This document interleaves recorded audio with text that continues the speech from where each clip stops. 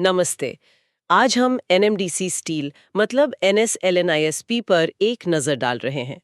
इसकी शेयर में ना हाल में काफी हलचल देखने को मिली है। हाँ बिल्कुल, काफी सुर्खियां बटोरी हैं इसने। हमारे पास कुछ ताज़ा बाजार आंकड़े और रिपोर्ट्स हैं। ये 13 अगस्त 2025 तक के हैं।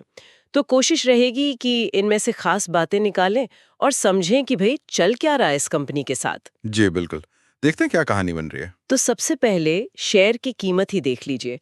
12 अगस्त को ये बंद हुआ था कोई 42.56 रुपए के आसपास। हम्म। और आज मतलब 13 अगस्त को इसमें करीब 18% का जबरदस्त उछाल देखा गया। 18%? ये तो बहुत बड़ा जंप है। हाँ, जनवरी 2024 के बाद से शायद एक दिन की सबसे बड़ी तेजी है ये। अच्छा। और मजे की बात ये है कि ये उछाल आया है हल्की गिरावट के बाद। पिछले हफ्ते ही ये 0.72% नीचे था और पिछले महीने तो करीब 9.8% गिरा था। हाँ, लगभग 10%। और अगर साल की शुरुआत से देखें तो 34% से भी ज्यादा नीचे था शेयर। बाप रे, तो ये 18% का उछाल तो फिर काफी सिग्निफिकेंट है। हाँ, हालांकि ये भी है कि आज बीएसई मेटल इंडेक्स भी लगभग 2% ऊपर है, पर वॉल्यूम भी कमाल का था। बीएसई पर 18.5 लाख से ज्यादा शेयर ट्रेड हुए। वॉल्यूम बहुत ज्यादा है। तो फिर ये तेजी सिर्फ मार्केट के साथ नहीं है, कुछ तो खास हुआ है कंपनी में। बिल्कुल। तो सवाल यही उठता है कि अचानक ऐसा हुआ क्या। चलिए इसे थोड़ा खोलते हैं, समझते हैं। देखिए, इसका जो सबसे सीधा और बड़ा कारण है वो है कंपनी के पहली तिमाही Q1 FY26 के नतीजे। अच्छा, रिजल्ट्स। हाँ, और खास बात यह है कि एनएमडीसी स्टील ने अपनी हिस्ट्री में पहली बार किसी तिमाही में प्रॉफिट मतलब मुनाफा दर्ज किया है। पहली बार। और यही वो खबर है जिसने इन्वेस्टर्स में एकदम से, आप कह सकते हैं, जोश भर दिया है। जाहिर है पहली बार मुनाफा तो बड़ी बात है। आंकड़े क्या कहते हैं, पिछले साल के मुकाबले कैसा रहा? आंकड़े काफी प्रभावशाली हैं। अगर हम पिछले साल की इसी तिमाही मतलब Q1 FY25 से तुलना करें तो इस साल Q1 FY26 में रेवेन्यू देखिए 2023 करोड़ रुपए से बढ़कर 3365 करोड़ रुपए हो गया। अच्छा खासा उछाल है। बिल्कुल। और इबिटा जो पिछले साल 401 करोड़ का घाटा था, वो इस तिमाही में 408 करोड़ का प्रॉफिट बन गया है। घाटे से मुनाफे में, ये तो कमाल है। हाँ, यही सबसे बड़ी बात है। और नेट प्रॉफिट यानी शुद्ध लाभ, पिछले साल जहां 547 करोड़ का भारी घाटा था, इस तिमाही में 26 करोड़ का मुनाफा आया है। 547 करोड़ घाटे से 26 करोड़ मुनाफा। जी। और इसी के चलते प्रति शेयर आय EPS जो पहले नेगेटिव थी, अब 0.09 हो गई है। वाह, ये तो वाकई एक टर्न अराउंड जैसा लगता है, खासकर पिछले साल के इतने बड़े घाटे के सामने।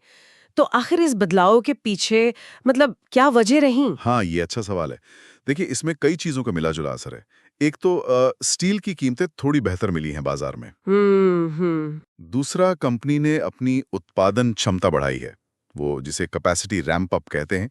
शायद उनका नया प्लांट अब ठीक से चलने लगा है। अच्छा, तो प्रोडक्शन बढ़ा। हाँ, और साथ ही उन्होंने अपने कामकाज के तरीकों में भी सुधार किया है, मतलब ऑपरेशनल एफिशिएंसीज बेहतर हुई हैं। ओके। तो ये सिर्फ बाहरी फैक्टर नहीं है, कंपनी के अंदर भी सुधार हुए हैं। उन्होंने आंकड़े भी दिए हैं। कुल 3,365.22 करोड़ रुपए की नेट सेल्स हुई और खर्चे रहे 2,957.56 करोड़। तो ये अंदरूनी सुधार शायद ज्यादा महत्वपूर्ण है लंबी अवधि के लिए।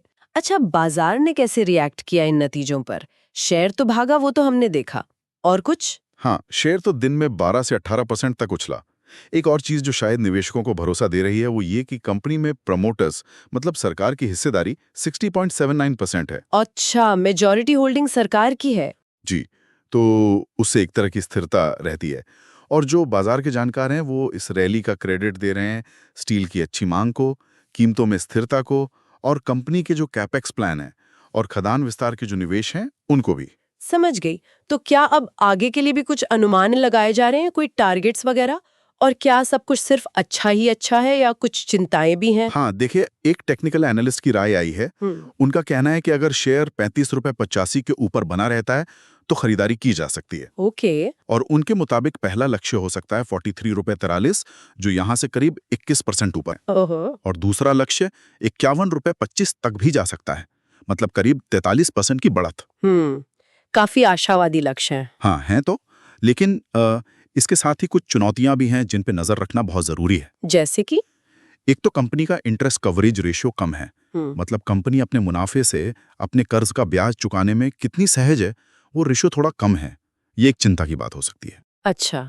और दूसरा, आप पिछले 3 सालों का अगर औसत रिटर्न ऑन इक्विटी ROE देखें तो वो नेगेटिव रहा है, -8.26%। ओह, मतलब शेयर होल्डर्स के निवेश पर पिछले कुछ सालों में कोई कमाई नहीं हुई है। बिल्कुल, बल्कि वैल्यू कम हुई है अगर ROE नेगेटिव है तो। और एक और चीज, कंपनी पर करीब 3603 करोड़ रुपए की आकस्मिक देनदारियां हैं, मतलब कंटिंजेंट लायबिलिटीज। Contingent liabilities? मतलब ऐसी संभावित देनदारियां जो भविष्य में किसी घटना के होने पर वास्तविक बन सकती हैं। कोई पुराना टैक्स केस हो सकता है या कोई और क्लेम, तो ये भी एक रिस्क फैक्टर है।